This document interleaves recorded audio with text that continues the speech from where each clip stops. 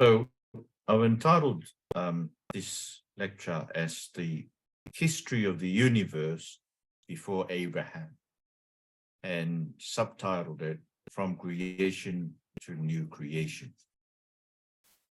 So the first thing to note in Genesis 1 to 11. So our focus will just be on Genesis 1 to 11. Next week, we will then look at Genesis 12 to 50, the rest of the book of Genesis. But I take it that it's very important to look into Genesis 1 to 11 for its contribution to God's plan in saving the world. You may recall that from our first unit of study, we said that God's plan is to make a people for himself who will worship him forever in his kingdom. So that's his plan. Because of the fall, everyone is disqualified from living in God's kingdom. But so the plan of God for the rest of the scriptures is to make a people for himself. So in Genesis 1 to 11, we are clearly told that God's plan, this plan includes the whole world and the whole of the universe. Now, but I want to start by saying that this is history. Genesis 1 to 11 is history. That is, it was real. They were real events that happened. The creation happened. The 7 days of creation happened. Whether they were 24 hours a day, I think it is not clear from the account. And I said that because day 1 to day 3 came about when there was no sun and moon to control the days, the 24-hour day. So the days of creation could have been longer than the normal day that we have, but they were days in a real biblical sense. So this is history. Some people nowadays come up to deny the existence of Adam and Eve and say that they were just symbolic people. And even the Mormon church, they say that Adam and Eve were not the first people to be created. They were just the first people of God that God had chosen. But I want to go against that and say, no, this is history written from the point of view of God, the God who does not lie. So God was there in the universe, and even Jesus became a human being, according to John chapter 1, verse 14. But Jesus Christ was there in the beginning. We're told in Proverbs chapter 8, and we know that he was the Word. He is the Word who was there in the beginning with God and was God as well in eternity. So everything that we read in Genesis 1 to 11 did happen. Even the flood and Noah, and even the talking serpent. Now, some people do not believe in the account of a talking serpent, a talking snake. But why not? I mean, if God was able to make, remember the story of Balaam and his donkey? God was able to make Balaam's donkey talk. Why can't God make the serpent talk? It's God who is able to give language to the animals to be able to talk to us.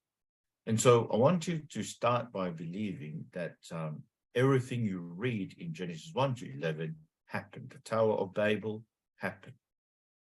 So God who does not lie, he is the one, and I think I've said this in a number of occasions before, that Moses must have received the story of creation from God when he spent 40 nights and 40 days and 40 nights on the mountain with God. And that's where God must have unfolded to him the accounts of creation, story of Abraham and everything. And therefore Moses was told to write those things down. So this is history. Genesis 1 to 11, the history of the world before Abraham. And I say before Abraham because Abraham, if you look at the rest of the scripture, from Genesis 12 to the end, it's almost there's a focus on the descendant of Abraham, just on Israel. And then Jesus, of course, is still Israel. And when we get to the New Testament, and you have Paul, who's taking the message of Jesus, who is the Messiah of Israel, to the rest of the world, to the ends of the earth. And so this is the history of the world before that, before Abraham, before the focus is moved to Abraham and remain uniquely on Abraham until the end of the Bible.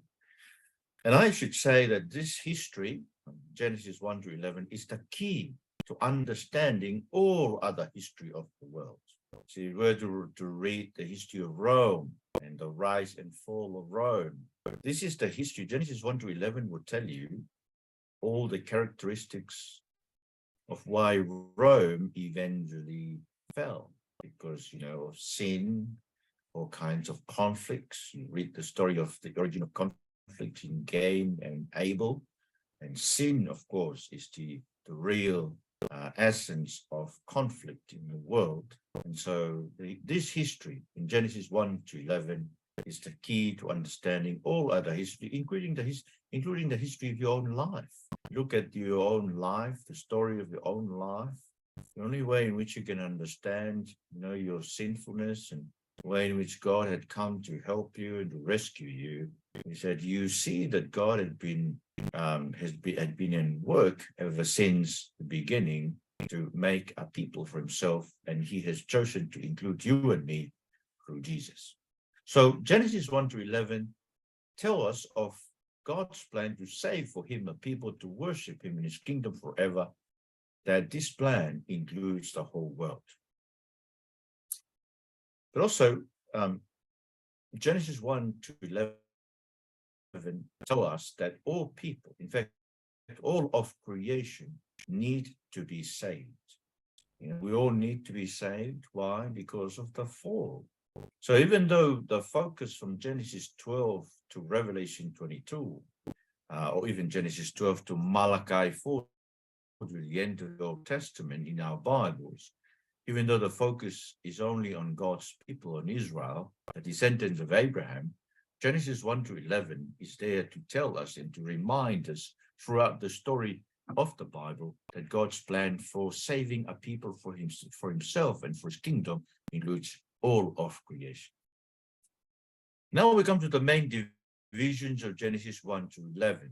What are the main divisions of Genesis 1 to 11? Genesis 1 to Genesis 2 is creation, and there are two accounts there. Genesis 1, account of creation, it gives the account of the order of creation of everything. And you see the focus is on creating everything in preparation for the creation of humanity on day 6. And once humanity is created, and God rested. It's almost like that God had created us to rest with him. But then when we come to Genesis 2, it gives us a more detailed account of the order of creation, focusing on the creation of humanity and their important function in creation. You see, you read the account in Genesis 2, it begins with the creation of man from the dust of the ground. And then, of course, the creation, him being alone was no good. And then the woman was created, brought to the man, and both of them are expected to rule over creation. The man is called to till the land. The woman is the helper fit for him. So this Genesis 1 and 2 is just creation. Genesis 3 is the fall. This is the account of the entrance of sin and death and suffering and evil to God's good creation. By the way, I want you to know that death is quite unnatural, right? It's a disruption because we were created for eternal fellowship with God, but sin and suffering and death comes in through the disobedience of Adam and Eve to disrupt this good creation of God. Of course, You think about it, it was also part of God's plan so that everything and everyone is saved through the Lord Jesus Christ. But you see, the serpent was created by God. We're told in Genesis 3:1 that he was the most cunning of all the wild animals. And you see, so he was given this gift of cunningness. Cunning is more a negative term, but the word in the Bible, especially when it's used in Proverbs, it means being able to use something which is not good for good purpose, or even when something is bad, you're able to turn it good, or something good, you're able to turn it bad. So it worked both ways. But I think with the serpent, we get to understand why he had this twisted mind of wanting to contradict God's good creation by moving in humanity for us to disobey God. But you see, the serpent ended up using God's gift of cunningness to twist God's word and direct humanity to disobey God. So the result is that humanity lives far from God in suffering and death. And then Genesis 4 is Cain and Abel. And I take it that this is the account of the breakdown of brotherly kindness in humanity. We were created to care for our brothers, our fellow humanities. We were meant to care for them, just as Cain was meant to care for Abel, but he killed Abel. And so the expectation of conflict and war among humanities as brothers is being established as a result of Cain and Abel, their story. And then you move through Genesis 5, this is the genealogy from Adam to Noah. And Noah, at the end of the genealogy, represents the hope of humanity, the hope of Genesis 3:15. Genesis 3:15, that an offspring of the woman will bring us, that is us, humanity, relief from the agonizing labor of our hands caused by the crown the Lord has cursed. So it goes back to Genesis 3, where the Lord has cursed the crown, and so it results in agonizing labor, suffering, struggling every day to get bread, to eat, to live. But we're constantly looking for a relief from it. And Noah was thought to be that human being who was to crush the serpent's head. Of course, you know the story, he wasn't. Then Genesis 6-9 talks about God's judgment on sinful humanity, and that's the flood. So we're told at the beginning of Genesis that the wickedness of humanity was widespread. Genesis 6:5, that every inclination of the human mind was nothing but evil all the time. So God brings the flood to wipe mankind whom he had created off the face of the earth together with the animals. However, he saved Noah and his family and two of everything from animals and birds in the ark. And, when you get to 1 Peter 3:20-21, the ark becomes a type of baptism, the baptism of believers. See? Where we are told that God patiently waited in the days of Noah while the ark was being prepared, and a few, that is 8 people, were saved through water. Baptism, which corresponds to this, now saves you. That's the removal of dirt from the body, but the bliss of a good conscience towards God through the resurrection of Jesus Christ. So anyway, but see, that's the mercy of God by saving Noah and two of every kind of animals and bird for a new beginning, a new creation, so to speak. And then Genesis 10 is the new beginning of the nations of the world through the descendants of the children, the sons of Noah. So the descendants of Ham, remember the 3 sons, Shem, Ham, and Japheth. The descendants of Ham, the focus of Genesis 10 is on the descendants of Ham and Japheth. Remember that Ham was the one who was cursed because he looked at the nakedness of Noah when Noah got drunk from wine. And the descendants of Ham are all the enemies of God's people. So people like the Egyptians, the Babylonians, the Assyrians, who destroyed Israel at some point down their history, they were all descendants of Ham. And then Japheth, remember Japheth was told that Japheth would live under the tent of Shem. Shem is the blessed person, blessed line. But the descendants of Japheth are the islands, and I take it that it includes Tongans, the islands of the Pacific. So that's Genesis 10, the nations of the world. Genesis 11 is the story of the Tower of Babel, and this is the account of the human effort to reach heaven and the futility of such an effort. You can't get to heaven by your own effort. You need to trust in God who is in heaven to show us the way to heaven. You can't do it your way, right? When people say, oh, I do it my way, well, you got to remind ourselves that that's the national anthem of hell. People who are in hell, they did it their way. But of course, the result of the Tower of Babel is the confusion of languages. But then, at the end of Genesis 11, we will see this a little later.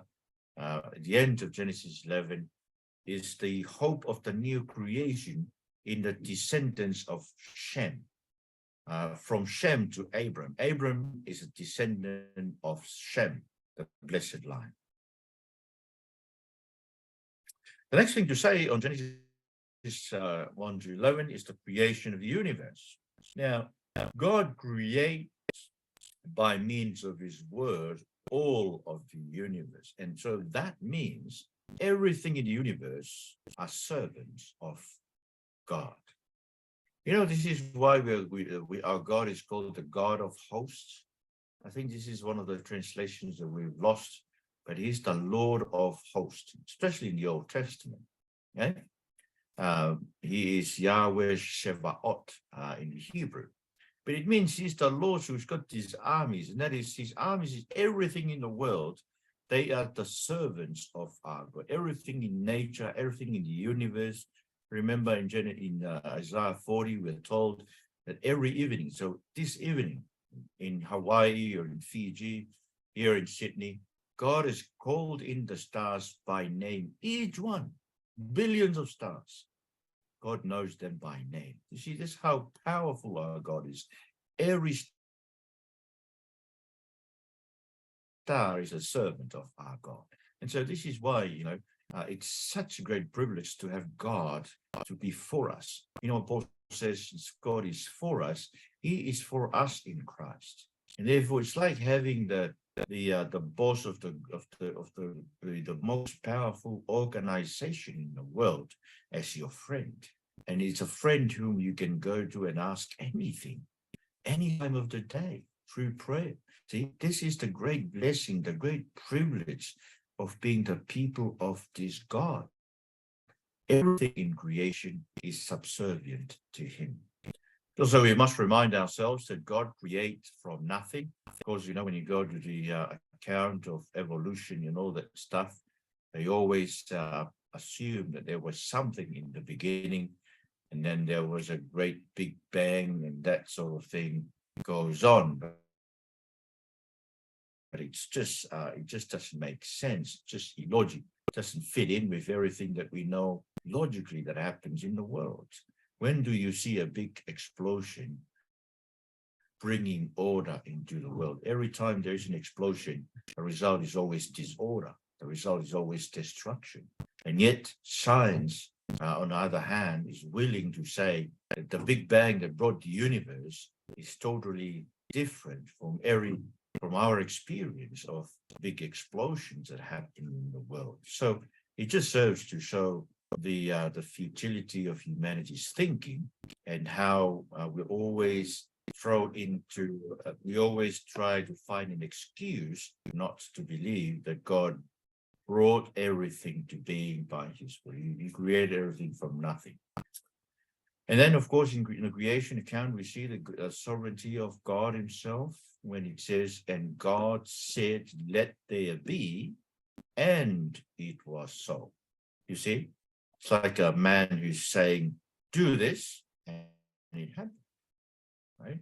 which means that everything and everyone is ready to listen to this powerful being. God's sovereignty is always sovereign. Everything. This is why, we ourselves should enjoy the privilege of praying.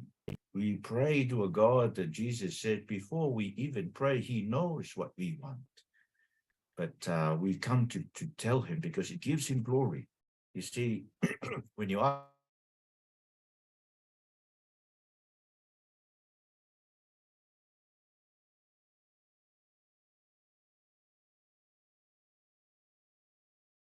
somebody for something that you don't have, it to you.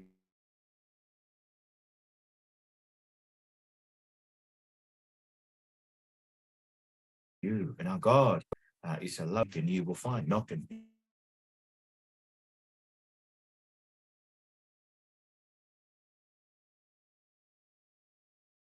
It will be open to you. Such is our God. So that's St. Augustine's confession. And of course, you know the story of St. Augustine. He was a non-Christian. He was a well-trained, well-learned man. He had people in those days, were quite impressed by how you present something. It's not, you don't really worry about the content of what you're saying. It's just the art of how you're presenting something. And St. Augustine was an expert in rhetoric. But at one point in time, he wanted to run away from Africa to Rome. He grew up in Africa, in North Africa, and he wanted to go to Rome in order to pursue a career as a lecturer, as a professor in rhetoric.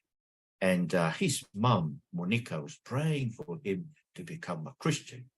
And this is him recounting how that night when he sneaked out into the boat, the ship that goes to Rome, he saw that his mom was praying for him, and he knew that his mom was praying for him not to go to Rome, praying that the Lord will block the boat and everything.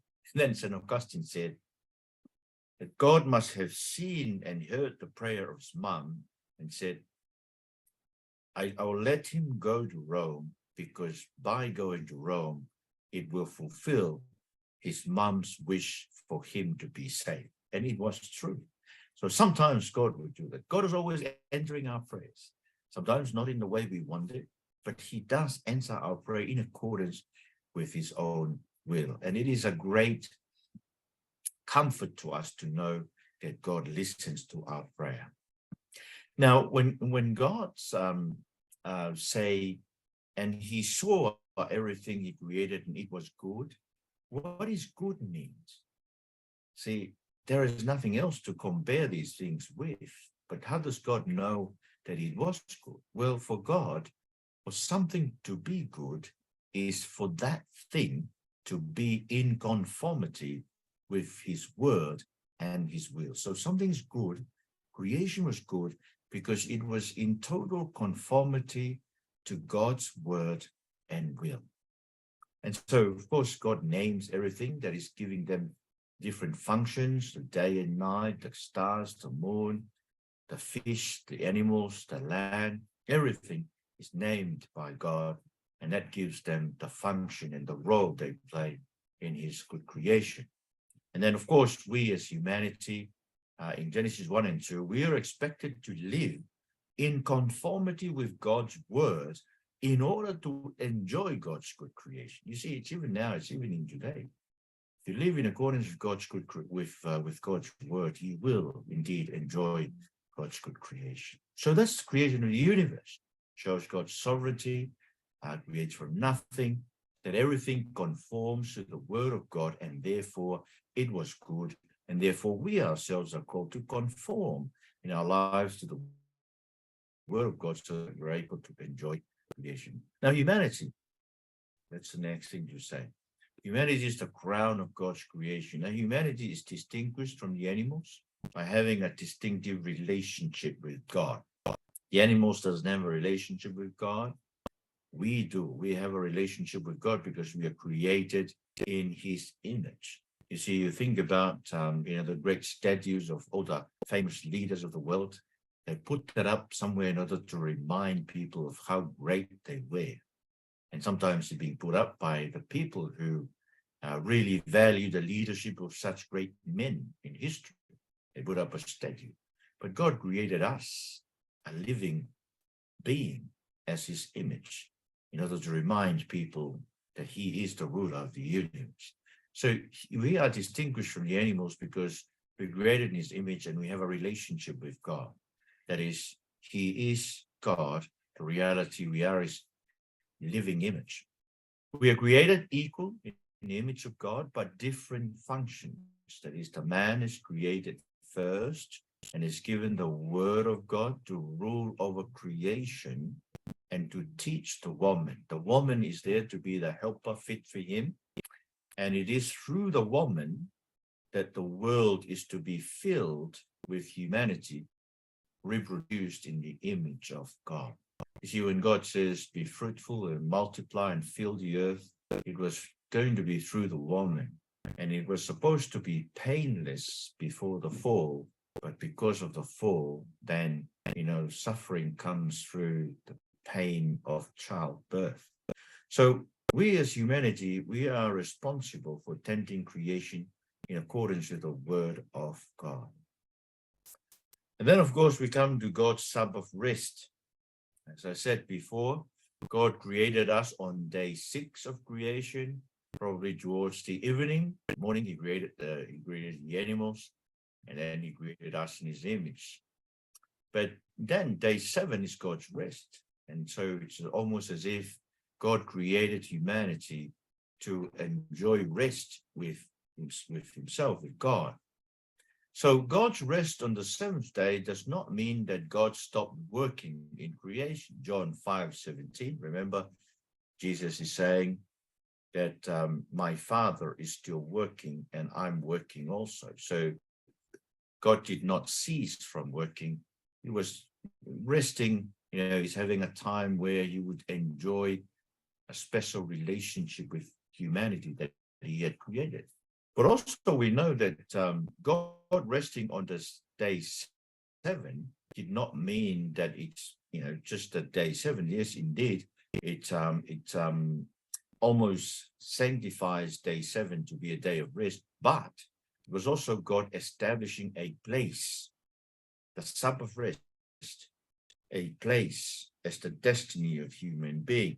This is what we know from Hebrews chapter 4, verses 3 and 4, because it says, even though his work had been finished, that is his work of creating a Sabbath rest, have been finished since the foundation of the world, for somewhere he has spoken about the 7th day in this way, and on the 7th day God rested from all his work. So when he says he rested from all his works, yes, of course, he sanctifies, he set apart day 7, but also it's God indicating that he has finished establishing, creating a place of rest called the Sabbath rest for us to enter and enjoy as the destiny of our lives. I take it if there was no fall, we could always end up in our lives in the Sabbath rest of God, enjoying the fellowship, the eternal fellowship with God. Of course, this is what we are expecting through Jesus Christ. Okay, so but the Sabbath rest show us that the goal of our lives is not just to work this world, but to rest one day a week, showing that the ultimate destiny of our lives is not this world, but God's Sabbath rest. We were created to be in fellowship with God. Remember, God is fellowship because he's Trinitarian God. God the Father, the Son, the Holy Spirit, he's Trinitarian, he's in relationship in eternity. So that is his image in us. He gave us that the privilege to enjoy with him in heaven, relationship with him. But you see, God's Sabbath rest is where the Eden-like fellowship with God will be restored. We've lost the kind of fellowship that Adam and Eve had in Eden. Remember, they had fellowship almost every day with God, or every day. So it should be every day. They had fellowship with God in the morning, early morning. But since the fall, they had hid from God, and therefore the relationship is broken. Now, we're not able to enter the Sabbath rest because of sin, but the way towards the Sabbath rest is introduced in the promise to Abraham.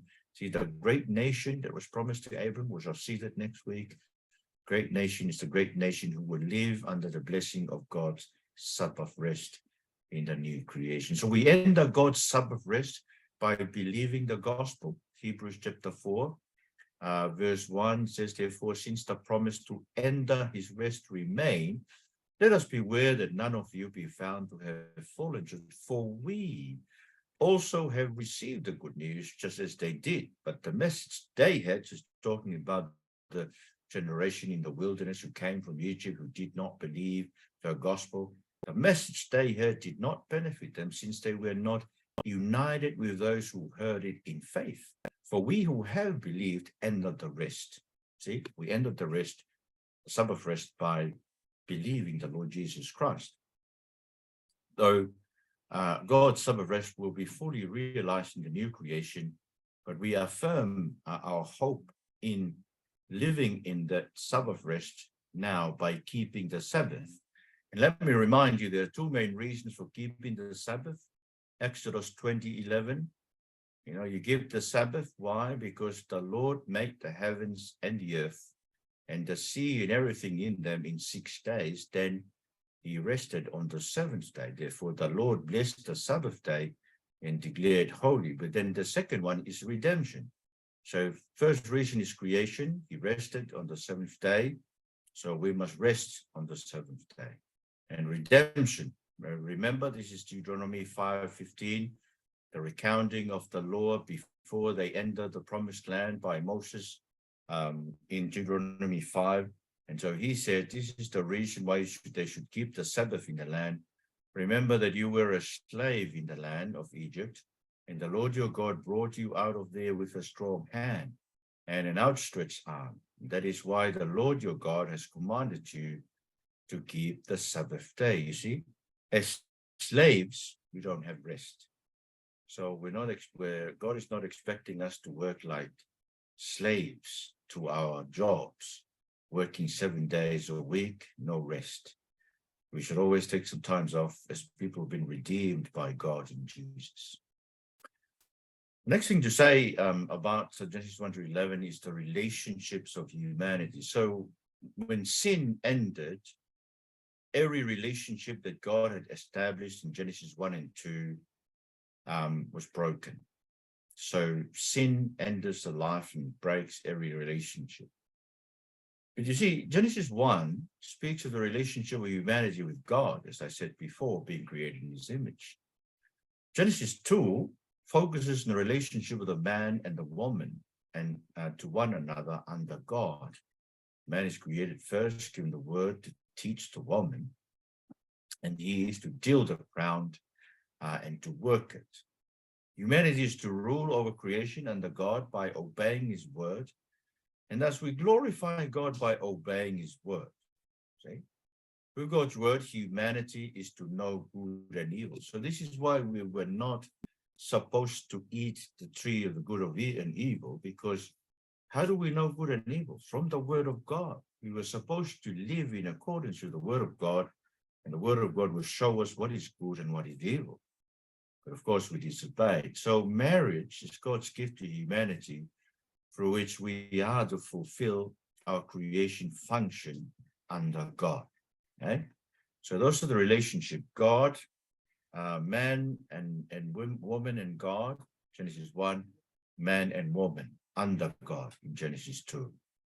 And then, of course, that relationship is embodied in marriage relationship. Friends, we really need to encourage our children to be married.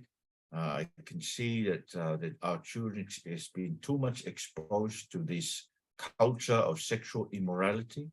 It's almost a normalized sexual immorality.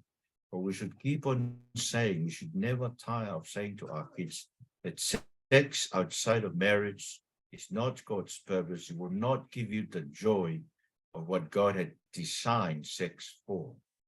And so we should always make sure that we ourselves, would talk to our kids about getting married. and closing that door for sexual immorality, where they thought that they're experimenting with sex before marriage, but they're not really. They're preparing themselves. They sleep around before marriage in preparation for sleeping around during marriage. You see, we should tell them that that's not a good preparation for marriage. It's a lie. They should stay out of sex before it. So broken relationship comes through the fall. And this is why we should always make sure that we pass on something better to our kids. So the fall came with broken relationships, as I mentioned before. All relationships break down in the fall.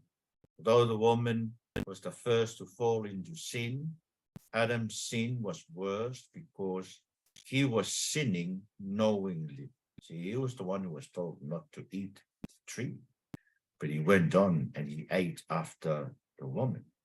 The result of broken relationship with God affects all other relationships as we seek to hide from God and from each other. See, the idea of hiding from each other and from God is that we try to find our own justification for living. You know, it could be our work or family or children. We don't find we were meant to have God as our justification for living. God is our justification. God is the meaning. God is our significance. But because of the fall, we hide from God. We hide in our jobs. We hide in our relationship. We hide in money. We hide in all kinds of things. Because, sin deceives us to think that God is not good. See, we will see this in Genesis, when we study Genesis 3. And one of the lies of the evil is to tell us that God is no good. God is good. We give thanks to him because he's good. So we hide from each other because we simply cannot trust each other. We live out our broken relationship outside Eden under God's judgment in suffering and the certainty of death. And I said before, friends, we as Christians should always grieve, should always, every time we face death, we should grieve. There are people now who are saying, oh, we shouldn't be grieving. No, that's a non-Christian approach to death. See, we should grieve because death is an interruption in what God had designed for us. You see, but now we will have it. Because remember what Jesus said, I'm the resurrection and the life. He who lives and believes in me will never die. See, that's his plan in creation. He who believes in me, even though he dies, will live. So whichever way, death does not break our relationship with God. We continues even in death. But you see, we grieve in death, but not like those who have no hope. See, our grief is a grief with hope, because we know that we will see each other again. Now, a result of banishing humanity from Eden and from God is that life is painful and then we die. So death mocks everything we do. Okay, everything you amass to yourself, whatever it is, death mocks it all, because one day you'll die. You're not going to take anything with you. The only things that was done for Jesus, that's the only things that would last beyond the grave. So it means that what we really need to do here is to focus on living for the Lord Jesus Christ, which is never in vain, never in vain. We live for Jesus. Evil in our nature is bound to increase, and so is suffering, as we learn from Genesis 6:5. And though we till the land for our food, in order to live, but the land at the end will subdue us in death. Wonder what I think about it when you go to bury a loved one. At the end of the day, you don't see your loved one, you just look at the soil on top of that. See, it's the land. The land subdue us in death. But you see, hope is established with the woman's offspring, Genesis 3:15. And of course, we read the history of the world before Abraham, knowing that Christ is our hope. Christ has triumphed over the serpent. And Hebrews 2:14-15 tells us, now since the children have flesh and blood in common, Jesus also shared in this, so that through his death, he might destroy the one holding the power of death, that is the devil, and free those who were held in slavery all their lives by the fear of death. So we don't have any fear of death anymore because Jesus has destroyed the serpent who has that power. But also on the cross, Jesus has battled that great dragon, the ancient serpent, who's called the devil and Satan, according to Revelation 12:9 and 10, the one who deceives the whole world. He was thrown to earth and his angels with him. When was he thrown to earth? Well, John 12 tells us. John 12, Jesus is talking.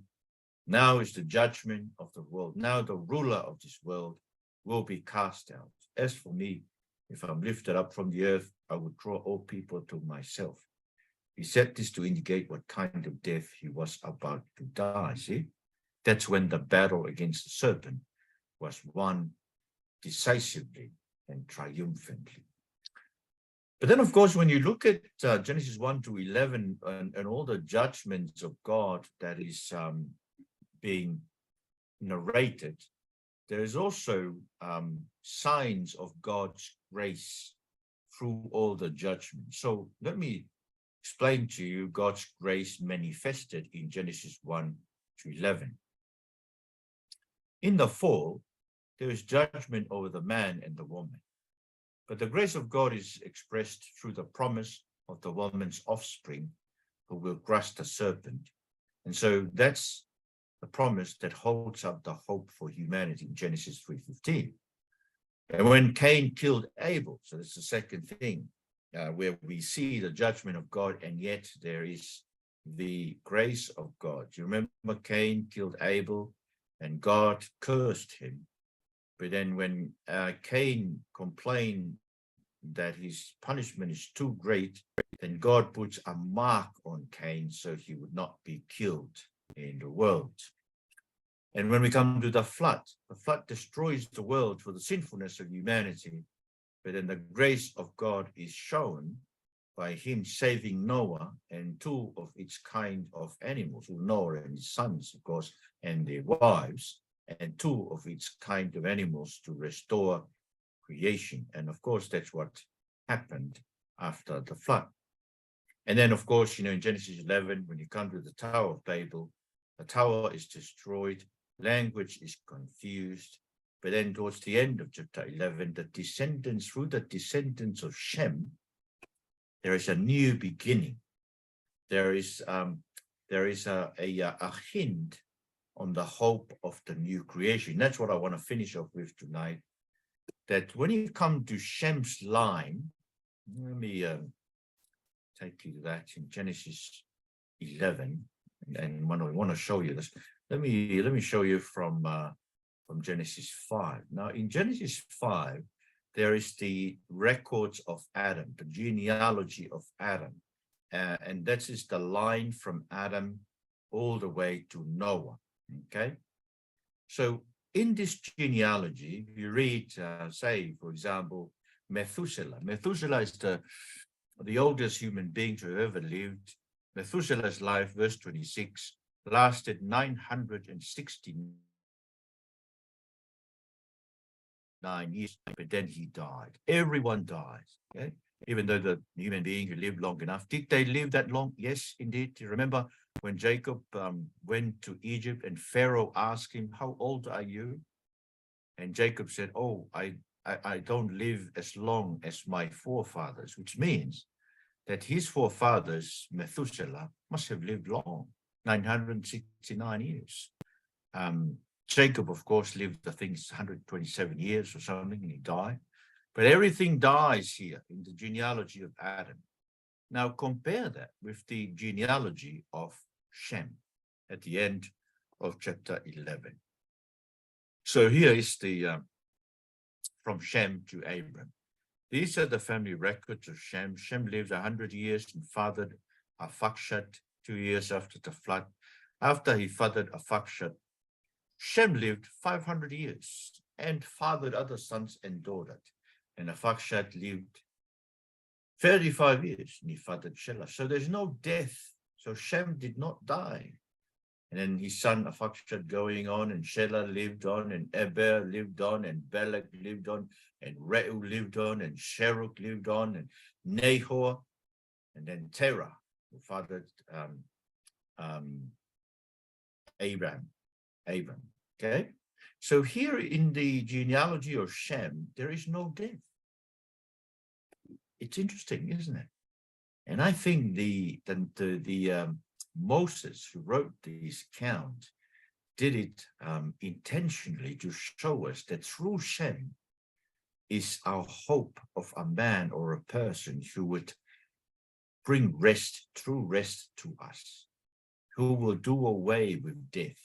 You see, when we get to Revelation 21, verse 4, we are told that death will be no more. But here is the kind of the vision of it. The vision of death will be no more is already hindered here in the genealogy of the descendants of Shem.